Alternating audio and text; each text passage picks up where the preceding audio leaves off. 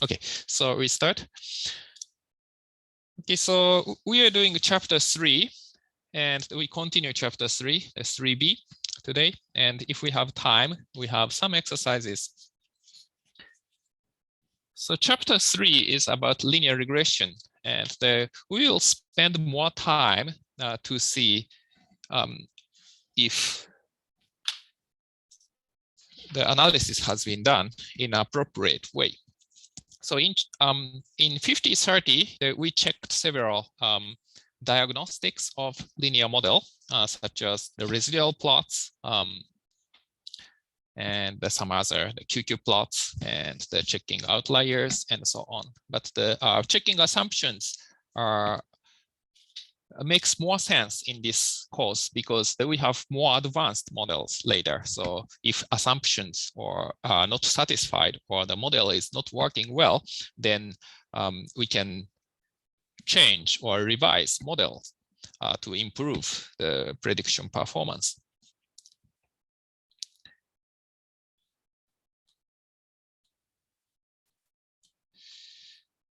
Okay, so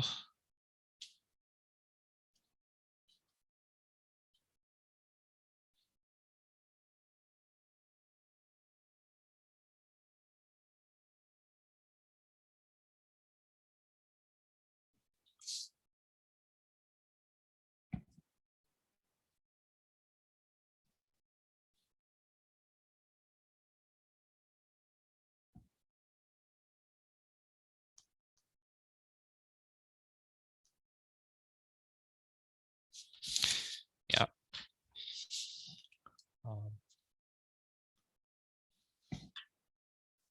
I think I have some trouble to share my screen.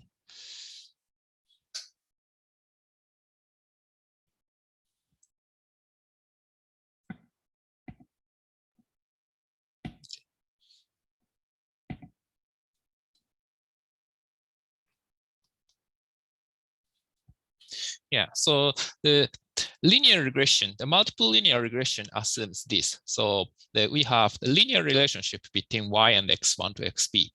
So often theoretically, we don't have any reason to assume a linear relationship between x and y, but this is at least the simplest model that to relate y with x. And since we are studying statistics, the one important thing is the assumption on error time. So all the theory of linear model, such as testing on coefficient, is based on the assumption that the epsilon is IID. IID means independent and identically distributed. So independent means that the two observations are not relevant, basically. So suppose that we have 200 observations in the data set, but these are from 100 families, and suppose the observations are just the 100 twins. Then a twin have has similar characteristics among the two people. So we cannot assume that the epsilons are IID, but our assumption of the model is epsilon is independent at first, so that we can maximize the potential of 200 observations. So if we have investigated 100 twins, maybe our information is almost as much as 100 observations, because two observations are so similar. A pair of observations are so similar.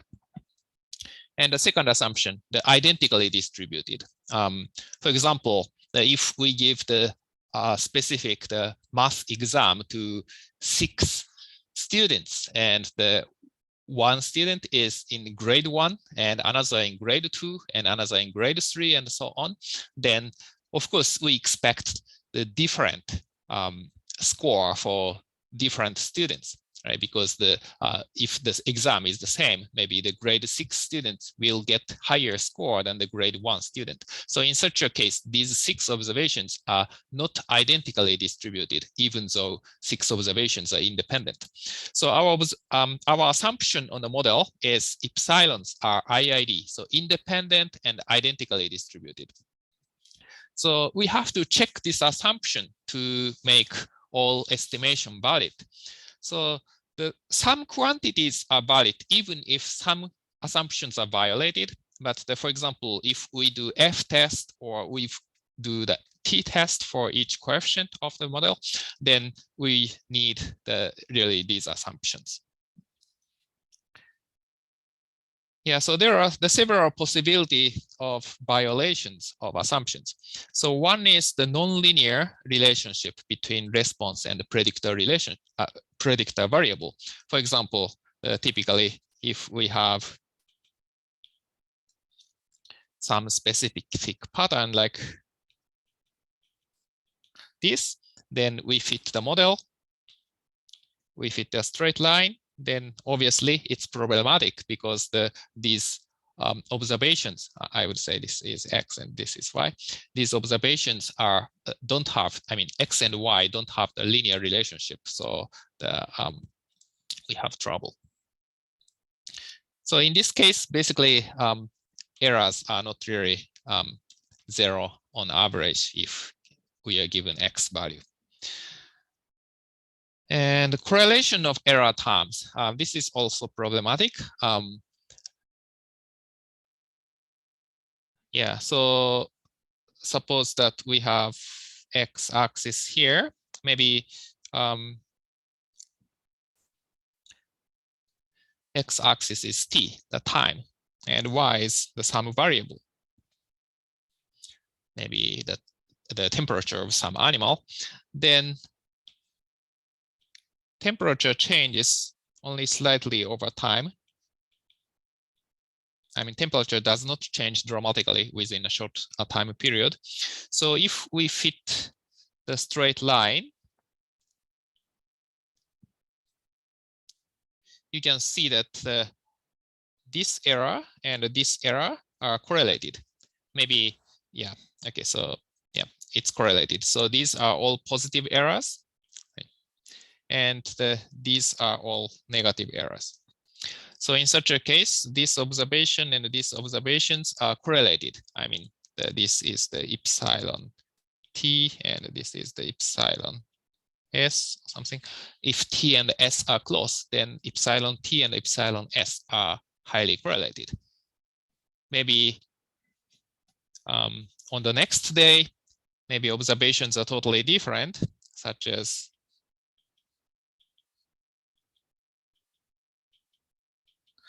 this, but still you can see that this observation and this observation, I mean, this observation and these observations are highly correlated.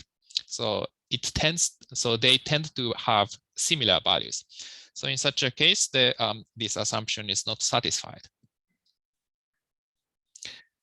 Or non-constant variance of error terms. So this is a little more complicated situation. So we are now seeing the size of the error, and size of error depends on X value. That is possible. For example,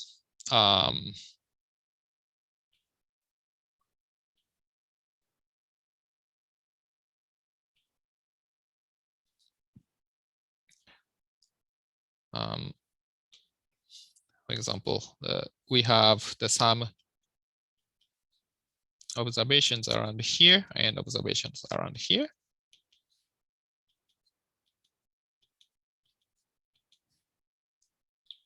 Then, okay, so maybe trend line is like this. But you can see that the observations have smaller errors around the center, but the larger errors around the larger X and the larger, smaller X. So in this case, the size of error is different depending on the X value. So we say we have heteroscedasticity. So in this case, the assumption is not satisfied. So the problem is that the basically the larger error have larger impact on determining the trend line.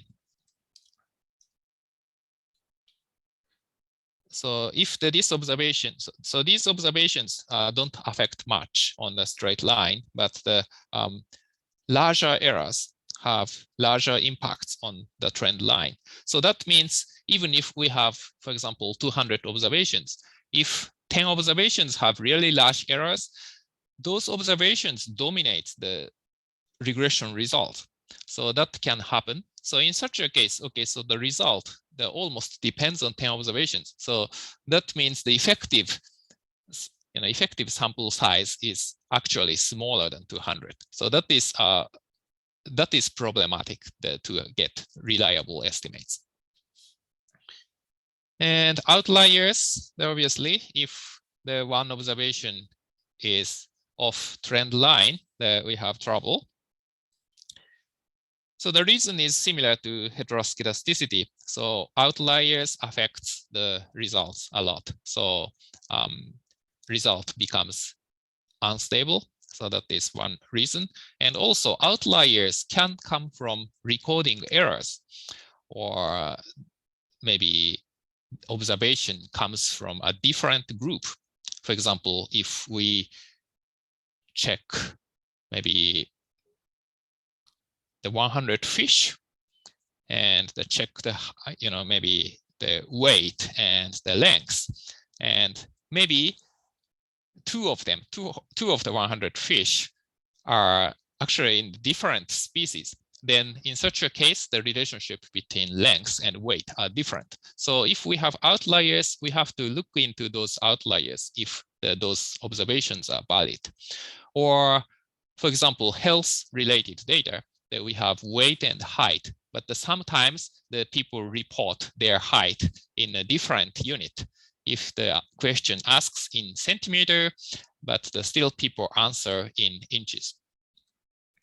And if we have a large data set with, for example, 10,000 observations, usually there are some recording errors, such as using different units. So for outliers, we have to be more careful about individual cases. Non-constant variance, maybe we have to deal with it in a quantitative way, but outliers, maybe we have to go down to the data collection and see if that's really the valid observations. And high leverage points, I don't have really enough space, so I erase this one. So for example, consider the profit and sales of many companies.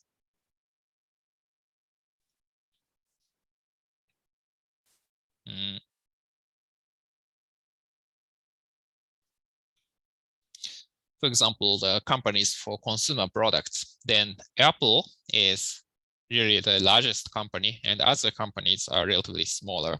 So in such a case that we have the scatter plot, such as, okay, so this is the sales and the profit.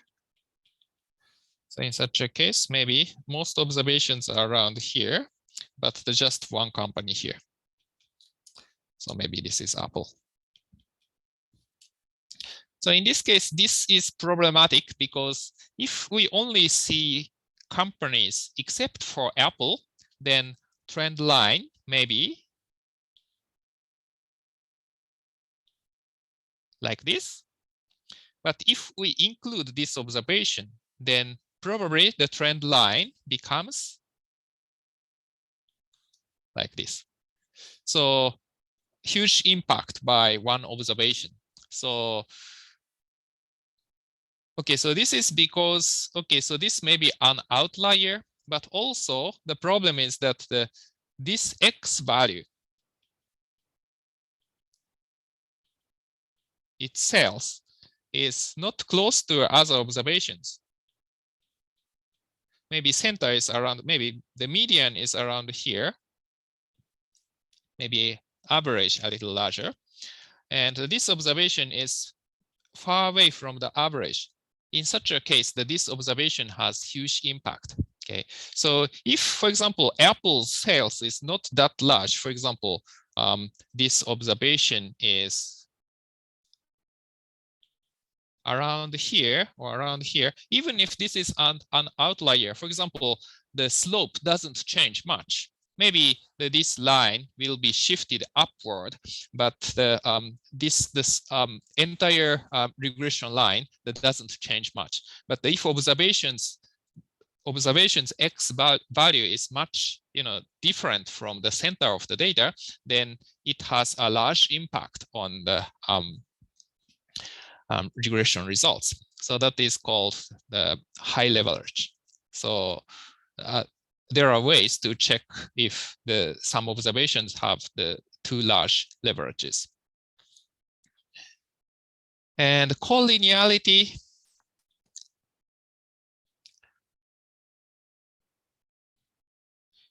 Collinearity. So if we have multiple linear regression, we have y and the x1, x2. Okay, simplest case, we have two predictors, x1 and x2.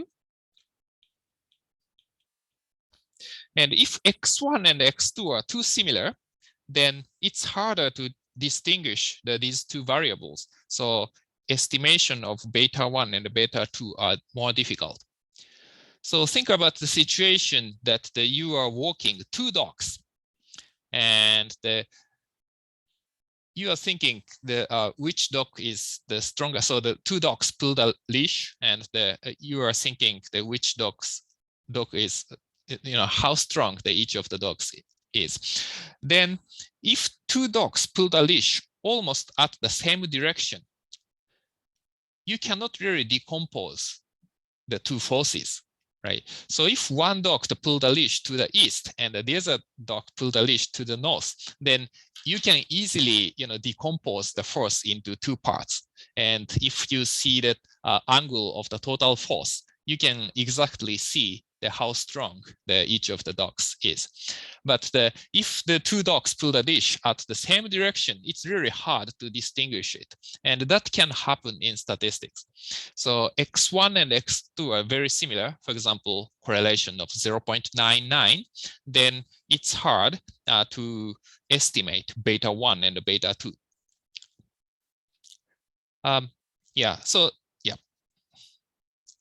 So that happens because basically the statistical algorithms such as linear regression just minimize epsilon. It doesn't care about the contribution of x1 or contribution of x2 itself. So just algorithm minimize the sum of squared epsilon. So that means as long as the effect is similar, that we don't care much about the beta not beta 1 and beta 2 values. So that's why this happens.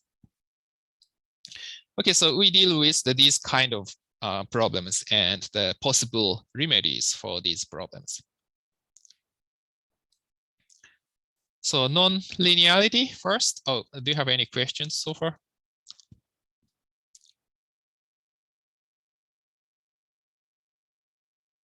Yeah. Okay, so the non-linearity. So when residual plots have some pattern in trend, it implies that the more information can be extracted from X to explain Y. That is, there is non-linear relationship between X and Y. Yeah, for example, this one. So we fit, so this is from the automobile data, and we fit the fuel efficiency on horsepower, and usually more horsepower, the less fuel efficient, so larger the gas guzzler, consume more energy. So usually we have negative relationship. Beta 1 is negative. So probably if we make a scatter plot of HP and MPG, probably plot is like this. and probably not entirely linear, like this. Then if we make a residual plot, probably the residual plot becomes this.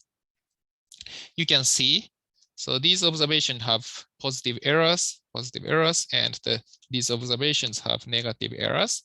So we have some U-shaped pattern in residual curve. So that means if we add quadratic term like this, maybe the fit becomes better. And this is residual plot for quadratic fit.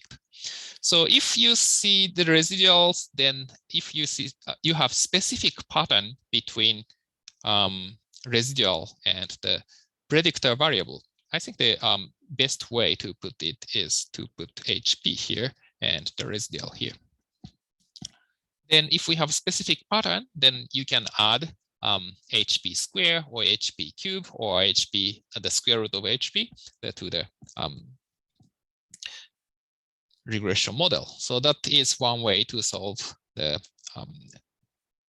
situation. The one way to mitigate the violation on assumptions on errors.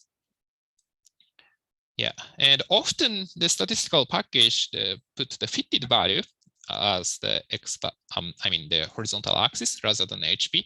And the fitted values, anyway, this is the beta naught hat plus beta 1 hat HP. So if in a case of simple linear regression, so this is at least a linear function of HP. So it's not much different from this. But logically speaking, if we consider the effect of quadratic term, we have to put HP, right? And if we have multiple linear regression, maybe we can make residual versus each predictor plot. That is the most logical way to diagnose residuals. Yeah, but the statistical software often wants to have more simplified results. And if we have the tens of variables predictors, then we have so many residual plots. If we put fitted values, then we only have to put one residual plot. So that is much simpler. So that is one reason that the R puts this figure only. And fitted versus residuals can be used for different reasons. So yeah, so basically the R does not provide the sufficient information. Yeah, because maybe too much information will be there if we put residual versus each predictor, but that is the best way to do that. Yeah.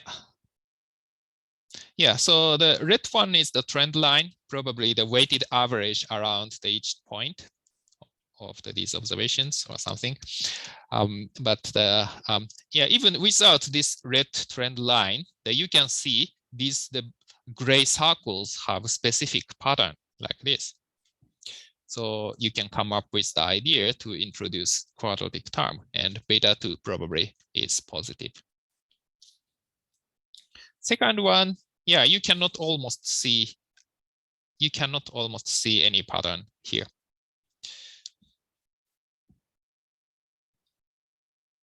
Any questions so far?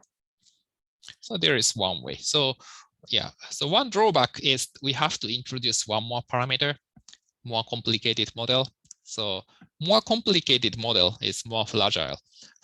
So it's that's a kind of the side effect, but at least if we compare these two, right-hand side looks better. Yeah, but because the complicated model have some drawback. Before doing this, we may try the transforming x and y, or the both of x and y. So typically the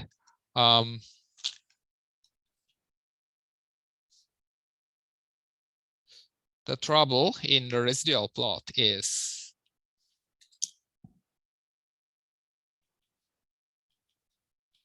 like this. So in such a case, okay, so we have a slightly, maybe this is too slight. this has slightly, positive convexity, so that it's not linear. So the relationship between x and y is not linear. But sometimes just transforming y solve this problem. For example, we think about log of y. Sorry.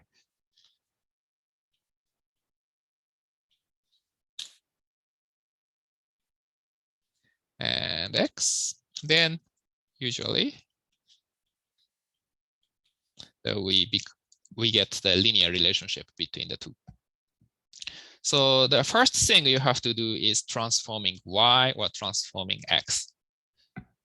Sometimes you have to do both. So that happens when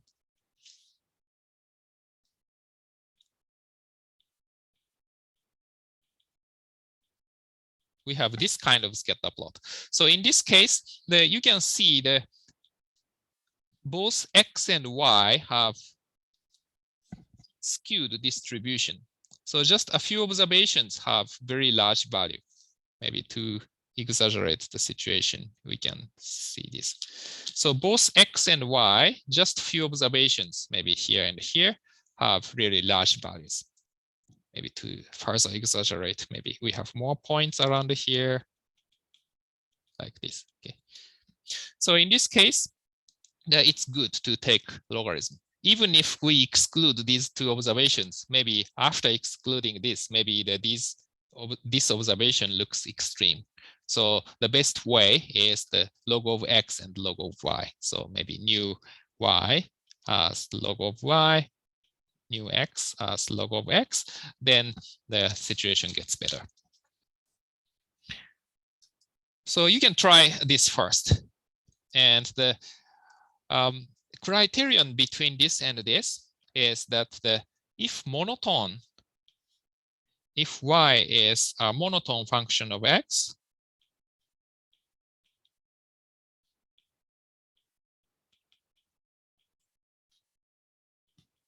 try this.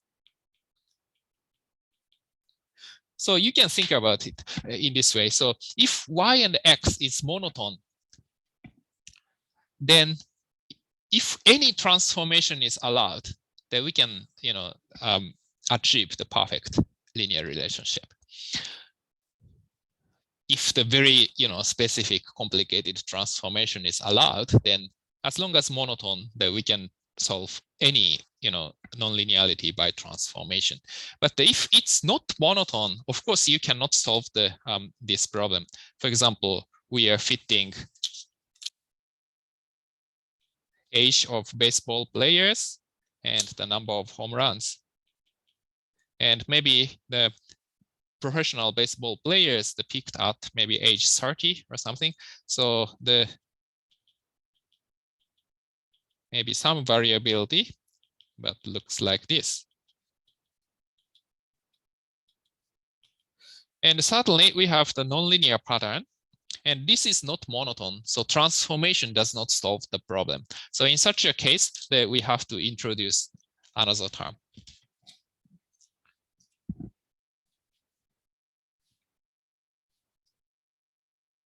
Do you have any questions about specific cases or?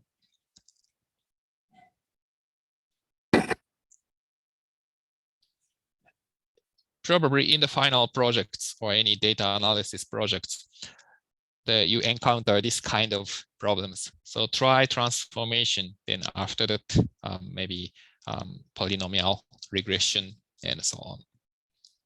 So this is called polynomial regression because this is a polynomial of x. I guess I do have a question. So you said add a term. So in the example here, you add the beta x squared, right? Is that just, I guess that's just where your math knowledge comes in, or are there some hints on what to do? Or is that just based on the data? So what kind of function we should add? Yeah, like why not x to the fourth or x to the, that just extremed out and like whatever, like or x to the third or something. Why x squared? Yeah, so it really depends on the data. And the polynomial is a simple function. So at least it's good if you don't have to extrapolate the values.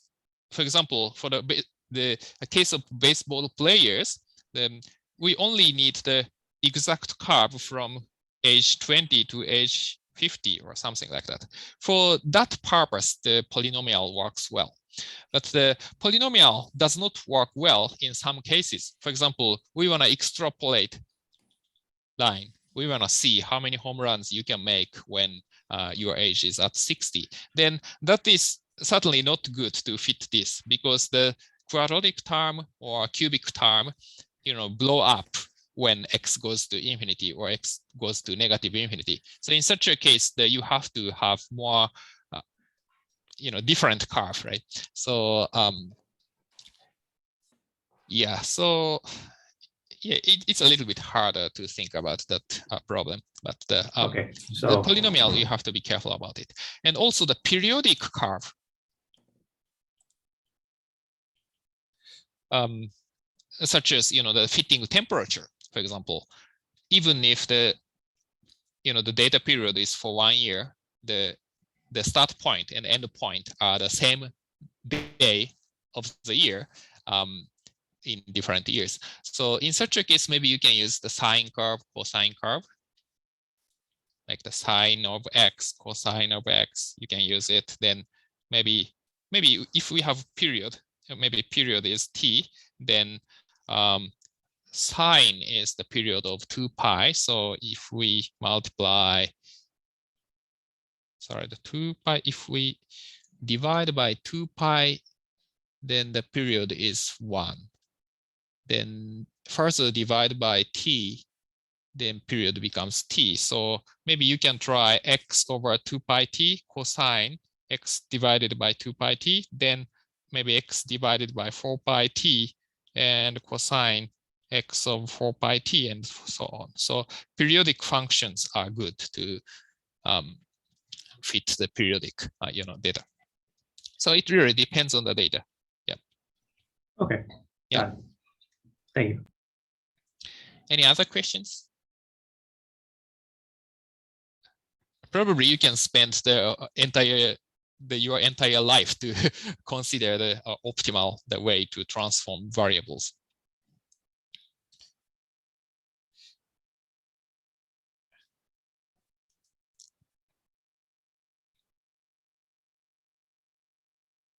Yeah. Yeah, and the log transformation often need a constant log of like x plus 1 or something like that, because if the observation is negative or 0, it does not work. So we also have some trouble. Yeah. In one research I'm collaborating with, we are thinking about the log of x or log of x plus 1 or log of x plus 5. And sometimes it's pretty subjective to take this number, to determine this number. Okay, so this is a nonlinear relationship between x and y. So next, the correlation of error terms. So when epsilon is correlated each other, standard errors of parameter estimates are underestimated. So basically, if epsilon are correlated, then we have less information than uncorrelated case, right? So if you ask something to 10 people, and which is better, you should buy product A or product B, and first person answered A. Then you ask the second person, but the second person is influenced by the first person. Then also they said A. And the next person also influenced by the other two, so A. So then, the additional information is very limited, right? So if something is correlated, then basically you have effectively the less amount of information. So that means if we have, suppose beta hat, we get beta hat is 1.5, and the standard error of beta hat is equal to 0.3. So t value is equal to beta hat over SE standard error of beta hat, that is 5. So this is significant. But often this is underestimated. So the truth may be much larger. So it is known that the beta hat itself finally approaches to the true beta, even if errors are correlated or errors are not identical and so on. But the standard error is not correctly estimated if observations are correlated. So underestimated. So maybe truth is maybe 0.9 or something. So in such a case, 1.5 over 0.9 is 1.67. So it's not significant. So often this standard error of beta hat is underestimated if errors are correlated, so that the significance is exaggerated. So a typical example is this. So this is, I suppose that this is time index. And then we have 100 observations of two variable x and y. Okay, so this is just time index, and this is the x value and also y value. And black one is x and red one is y.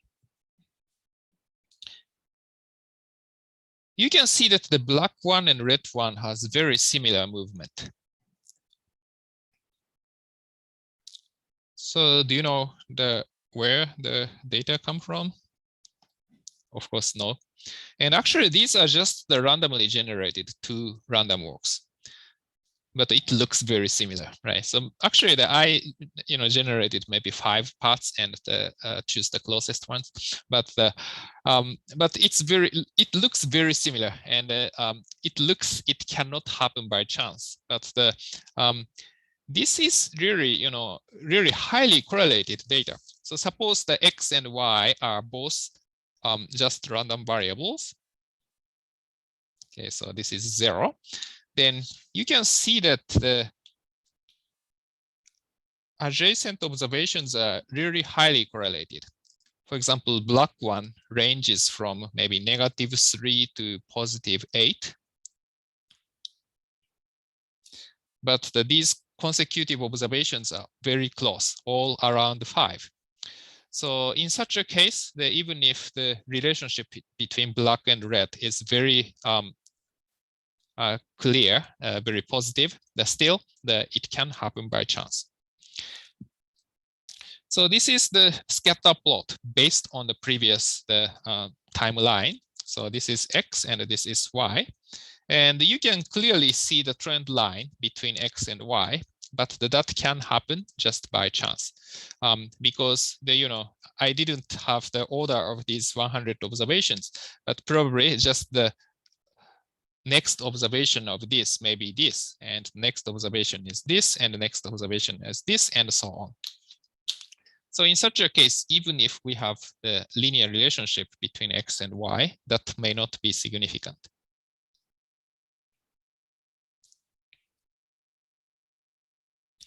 Yeah, actually, when we fit y on x, estimate the slope is 0.47, standard error 0.09, and the t value 5.1. But this is actually the fake significance. Estimate of 0.47 may be correct, but the standard error is underestimated so that it looks highly significant. Yeah, so residuals are highly correlated. Adjacent observations are really similar.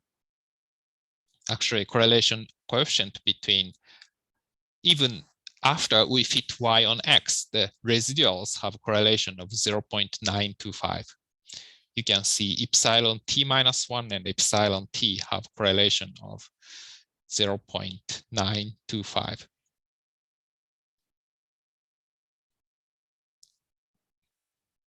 And remedies for correlation of error terms. So the best way to do it is take the difference from the previous term.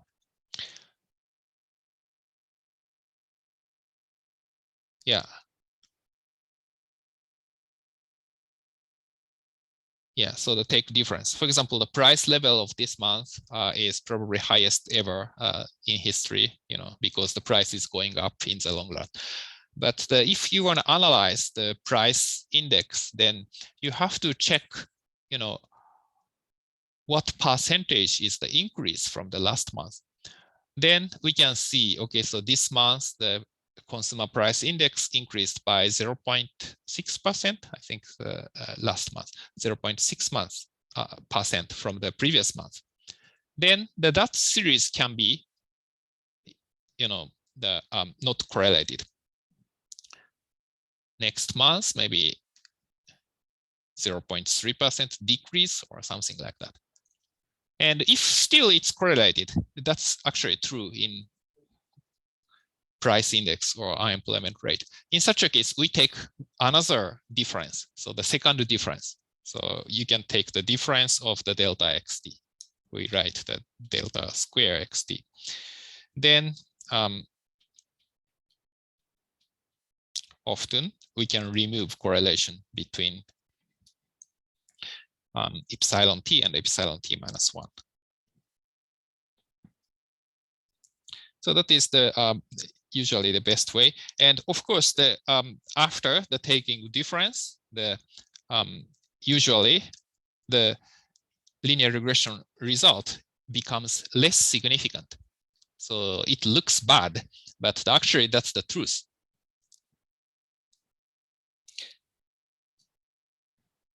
Yeah, so in terms of forecasting, the forecasting xt and the forecasting the delta of xt is different issues. So if we take the first difference, of course, the forecasting performance looks getting worse, but actually just that we look the same thing in a different way. So suppose that the price level is the 100, maybe 20 years ago, and today it's 240 or something, okay? Then what's the next year's number, next month's number? Maybe we have 241. That is very easy to predict because the only slight change from the previous figure. But if we have the delta x, that is much different. So each month we have the 0.5% increase or a 0.6% decrease or something.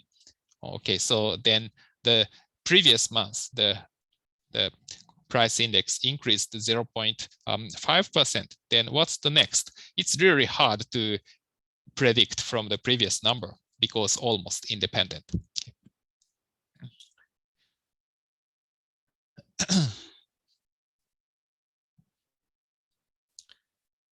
So take the difference is a key to avoid violation and error terms. And another approach is the estimating parameters with accounting for correlation between errors. That is called the generalized least squares. So this method assumes that the correlation between errors is, for example, 0.925. Then we can estimate the standard error of beta hat in a better way so that we don't have underestimate for standard error of beta hat. So we don't deal with the GLS in this class. We cover a little bit in Stat 6840 applied regression analysis. Yeah, so actually we discuss just one page for that code. So the generalized least square. So we fit the y on x, then we assume correlation between errors. Then the estimate is the 0.98. Yeah. So in this case, actually we fit the same data as the previous one, but the t value gets much smaller.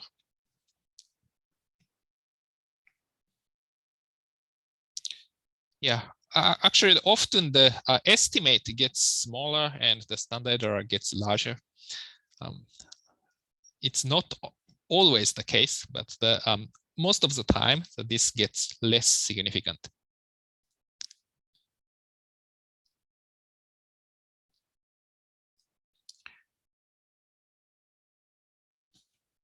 Yeah, so this is the AR1. AR1 means that we have only the true correlation between epsilon t and epsilon t minus 1.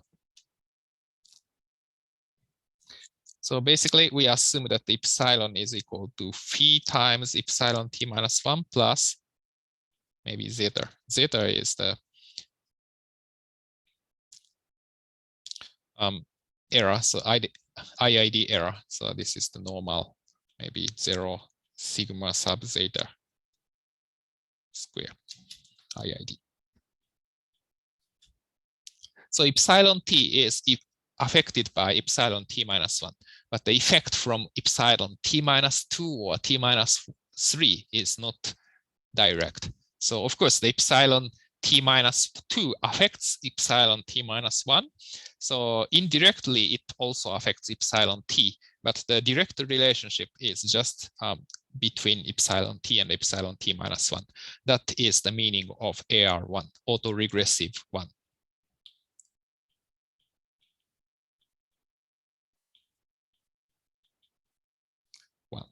So autoregressive AR1.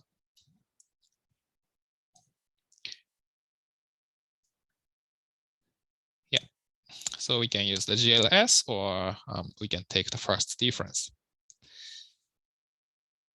Time series analysis discuss more about this. So I have done basically the time series, applied time series analysis in my previous job. So I'm happy to discuss more, but we focus more on the machine learning techniques in this course. Okay, so next one, the non-constant variance of error terms. So epsilon 1 to epsilon n may have different variance. So epsilon I follows the normal 0 sigma I square. For example, maybe winter and summer temperatures are stable. Maybe summer in Michigan, 80, winter, maybe negative 10 or something. But the spring or fall, maybe temperature is more unpredictable. Maybe late November, sometimes it's pretty warm, sometimes very cold as cold winter. So in such a case, the variance depends on the season. So that can be also dealt by the generalized least square methods. But also the transformation of variables sometimes solve the issue. So here is an example. So this is just the residual of regression y on x.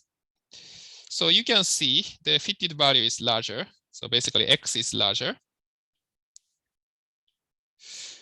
Fitted value is a linear function of x. So x is larger, then residual is also larger. But once you take logarithm, then the variance stabilizes. So in this case, the probability that this is more reliable than linear regression. So yeah, this is another indication that we need transformation of variables.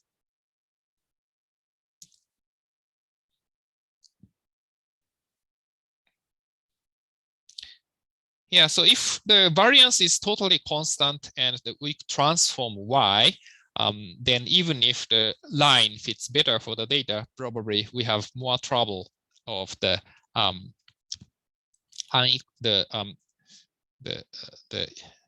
unequal variance between observations. So this one, so the heteroscedasticity is another way to see if the transformation is necessary for y.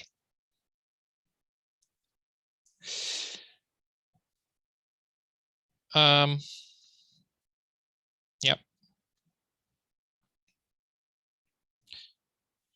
Okay, so yeah. Yeah, so this is another example of the unequal variance. So suppose that you want to investigate relationship between height and weight of college students and collected mean height and mean weight from each of the 100 colleges, maybe Wayne State, the U of M, Michigan State, maybe some smaller colleges like Walsh College or something like that. And there are 100 data points, but errors are not expected identically distributed because a smaller error in height-weight relationship is expected for colleges with a large enrollment, right? So if college only have the 30 enrollments, and especially if it comes from a specific age group or something, then the relationship between height and weight are much different from the true relationship in the entire nation. So in this case, at least it's reasonable to determine the size of variance based on the sample size of each college, a kind of the subsample size. Within college, we have the number of students. So this to make a weight for the observations, that we can use the weighted least square methods. So usually, for example, if we have 5 observations, that we minimize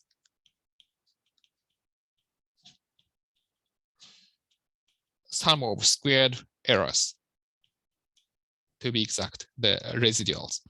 But the weighted least square, that we put weight. So suppose we have 5 colleges, then W1 times, we minimize W1 times epsilon 1 square plus W2 times epsilon 2 square plus W3 times epsilon 3 square plus W4 times epsilon 4 square plus W5 epsilon 5 square. And this W is weight, and weight should be proportional to the number of students.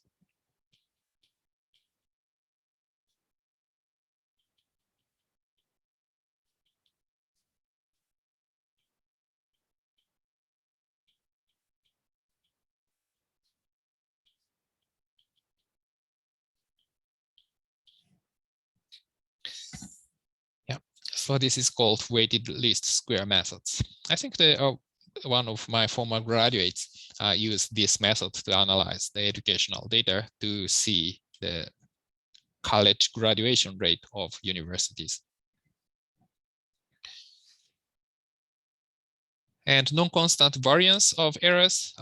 Sometimes transformation helps. Sometimes weighted least square is appropriate.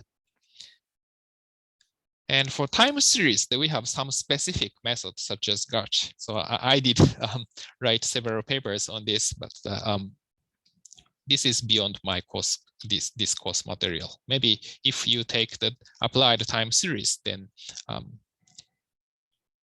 we may cover more of this model. So non-constant variance, it's harder to deal with. Sometimes transformation helps. Sometimes weighted least square can be used, but there are no uniform solution to that. Sometimes it's good to just collect data which makes equal variance. For example, economic analysis, such as inflation rate, the rate is much higher during oil shock period, like the 1970s. So if we use the period starting in 1983 or something, then it becomes more stable relationship between variables. Certainly, if you are analyzing the Germany's inflation rate, probably you will exclude the hyperinflation in the 1910s or 20s. That breaks every analysis. So that's the way to go. Any questions so far?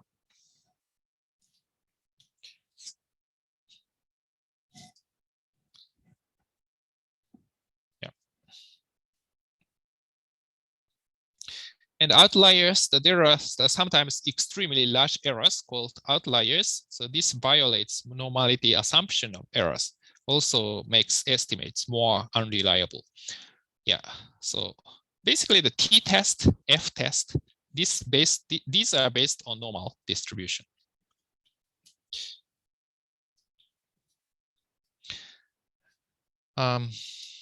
T-test, f-test, normal assumption.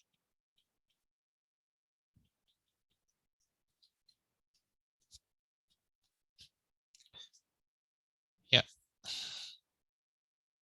So example, so if we fit x, y on x, and if we have this kind of observation, so this is outlier.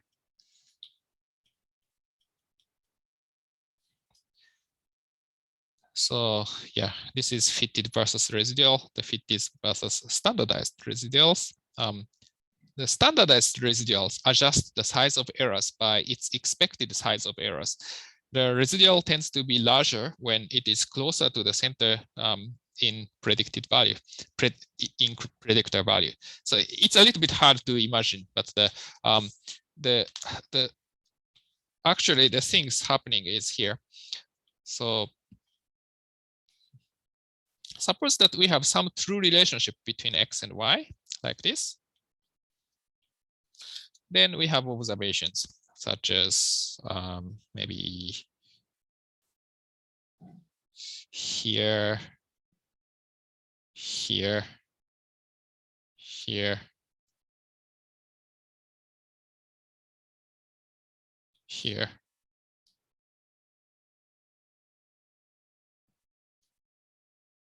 here.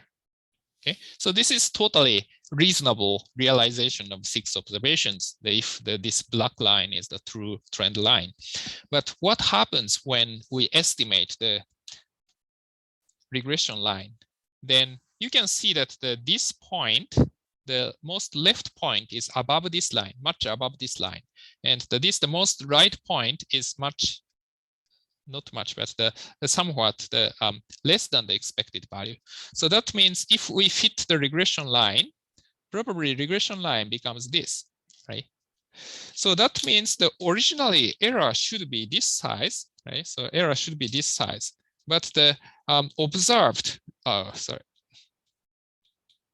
the observed residual, so this is error, this is epsilon 1, but the observed epsilon 1, so epsilon 1 hat, is much smaller than epsilon 1, right? And the last point is the same. So the true error size is epsilon 2 here, but actually the epsilon 2 hat is in the other direction, and epsilon 2 hat is much smaller in size than epsilon 2.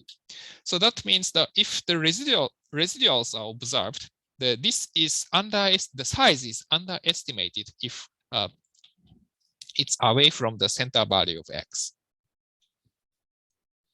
So if we adjust that factor, that residual is called the standardized residuals. But actually, this doesn't help much. So this is almost the same size.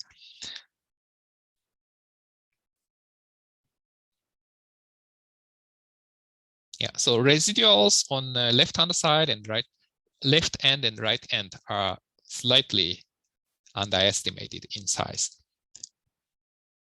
Just slightly, not really large amount, by large amount, usually. And remedies for outliers, the check if any recording errors in data collection. And when I was in high school, the one geology teacher taught me that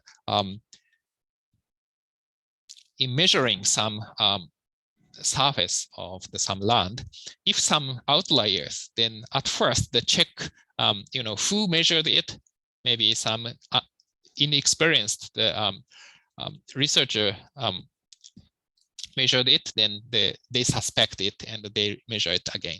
Or when it was measured, maybe in extreme temperature, do we have larger errors or something like that? So really, it's good to check data collection. And check if estimation is robust. So even if we have outliers, if estimation result doesn't change if we exclude outliers, that's basically fine. Right? So I was doing the business survey in a central bank, and sometimes we have outliers. Okay, so maybe the profit is 120% of sales. This is very strange or something.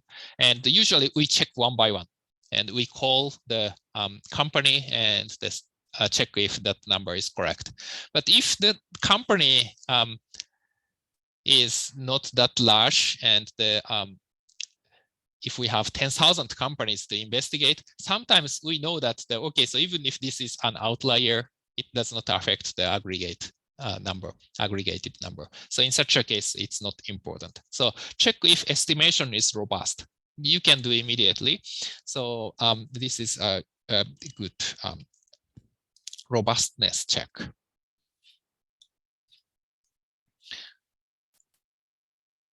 And also the more quantitative methods use more robust estimation methods. So in usual least square methods, we minimize epsilon1 square, epsilon2 square, so summation of this, right? And we have a square, right? So square exaggerates size. So if the error size is, epsilon1 is -1, epsilon2 is 2, epsilon3 is -4, and epsilon4 is maybe the -5, maybe -6, and the -6. Maybe this is not really extreme. So maybe this is maybe -5, and this is maybe -6 or something. And we have 10. Then this one really is important, right? So in the model, the most effort is to make epsilon5 square smaller. So fifth observation has a lot of impact. But if we minimize the absolute errors, sum of absolute errors, impact of epsilon5 is not large. So just 1, 2, 5, 6, 10. So of course it's a little large, but it doesn't really a problem, right? So if epsilon5 becomes smaller by 1, and epsilon3 becomes larger by 1, so that's even, right? So at least epsilon5, that means epsilon5 doesn't have much impact on intercept, right? But if squared, 10 becomes 100, right? So 5 becomes 25 and 6 becomes 36. If epsilon5 gets larger by 1, then penalty becomes 11 squared, so 121. But the 5, epsilon3 is 5, so if it gets larger by 1, so this becomes just 36, only 11 increase compared to 21 increase. So epsilon5 really has the large impact for OLS, but therefore, if we use the absolute error, this is called quantile regression. So it's more robust. The epsilon5's impact is much smaller. And the more generalized version is M estimation. Maybe in some extreme case, maybe we take maybe the 1/2 power or something like that.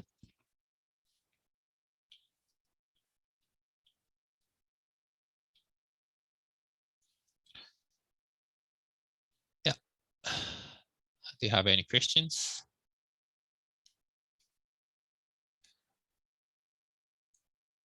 And high leverage points.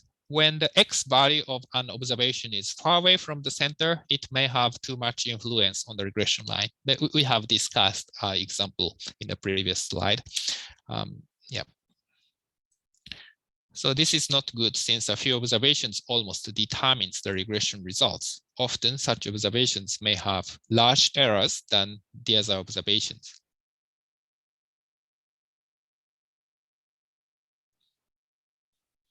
Yeah, so just remember,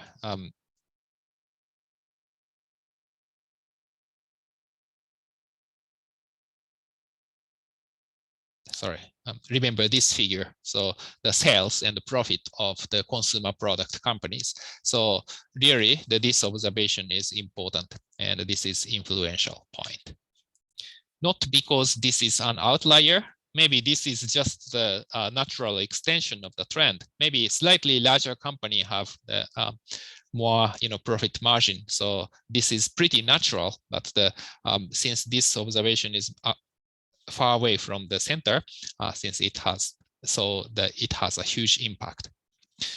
So we have to identify this kind of observations. It's not really difficult if we see X values, but in multiple linear regression, it's a little more complicated.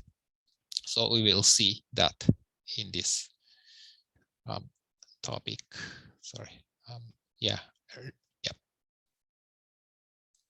Okay, so this is a little bit hard to see figures. So this is from the same data set.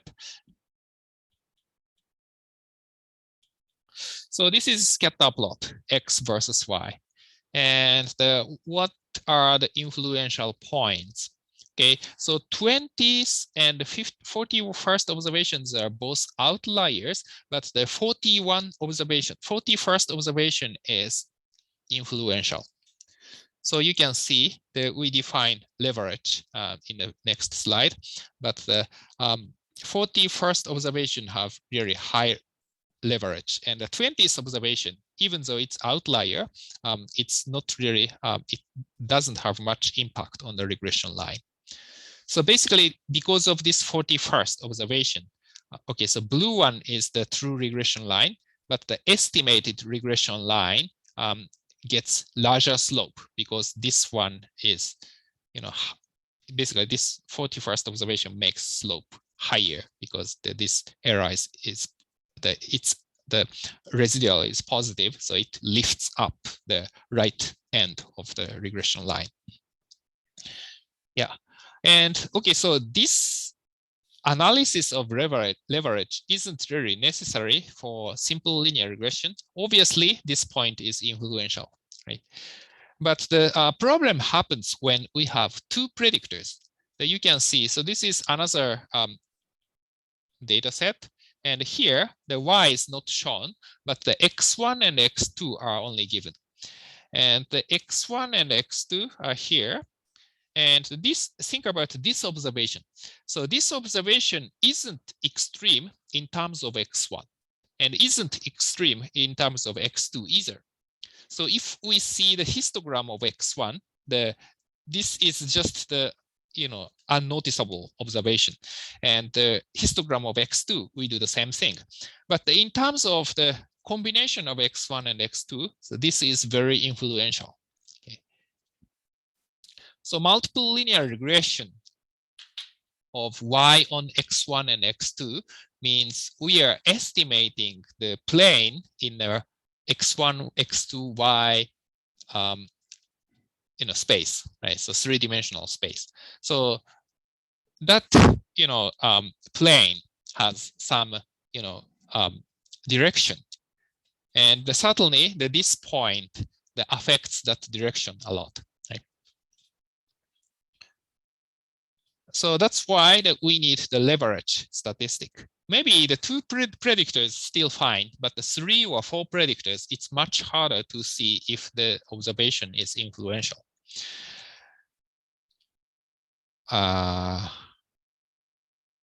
Yeah. And this is actually the example of leverage statistics in one-dimensional space, but it can be easily extended to multi-dimensional case. So leverage of ith observation is defined by this. So basically, this is a kind of variance, right? And this is just the observation, ith observation minus the center square. So basically, this represents the proportion of variance. So, xi's contribution to the variance of x. So this is hi. So you can see that the xi minus x bar square can be replaced by distance square of two observations if xi is multidimensional.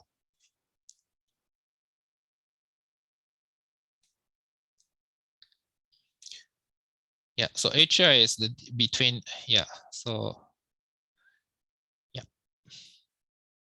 1 over n is anyway constant. So just this makes some standardization. So hi is always between 1 over n and 1.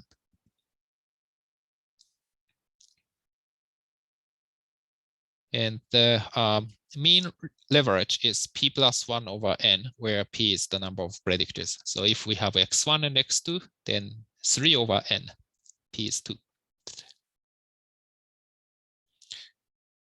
And high leverage, how to deal with it. So transformation of x often helps, especially log transformation of x makes companies with huge sales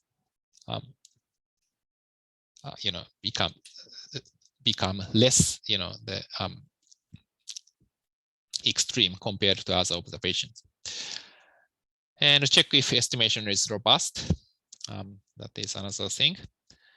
So does the result change if the outliers are dropped? I mean, the influential points are dropped. And separate influential points from the others and use another model for them. So sometimes we have 2 clusters in the data set.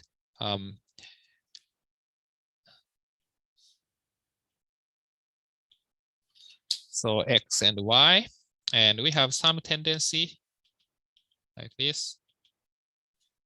Then we have just a small number of the huge observations. And sometimes, this group and this group are totally different. So in such a case, that you just separate this into 2 groups and just analyze this and analyze this separately.